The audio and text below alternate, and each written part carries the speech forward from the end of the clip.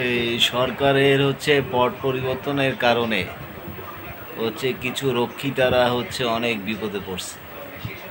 যারা বিভিন্ন সরকারি অফিসে যারা বড় বড় আমলা ছিল, যারা দুর্নীতি করে অনেক টাকা কামাইছে, তারা নিজের বিবাহিত স্ত্রী ছাড়া বিবাহিত বহির্ভূত অনেকগুলো রক্ষিতা রাখছে।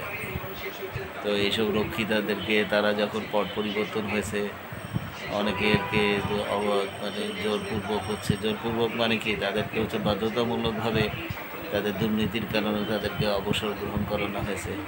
এবং তারা আবার কিছু কিছু দুর্নীতিবাজ কর্মকর্তারা দেশ ছেড়ে পলায়ন করছে। তো এরা তো যাওয়ার সময় তাদের মূল পরিবারকে নিয়ে গেছে, রক্ষিতাদেরকে তো নিয়ে যায়নি।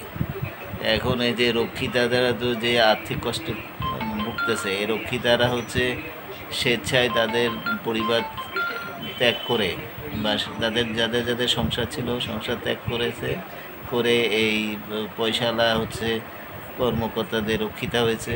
আবার কেউ কেউ বাসা ত্যাগ করে অবিবাহিত মহিলারা, তারপরে বিশ্ববিদ্যালয়ের পড়ুয়া মেয়েরা, তারপরে কলেজের পড়ুয়া মেয়েরা, তারপরে বিভিন্ন চাকরিজীবী মেয়েরা আর কি, তারা স্বেচ্ছায় এই বড় বড় কর্মকর্তাদের, যারা দুর্নীতিবাজ কর্মকর্তাদের রক্ষিতা হয়েছে। আবার কেউ কেউ আবার এই আওয়ামী লীগের নেতাদের রক্ষিতা হয়েছে।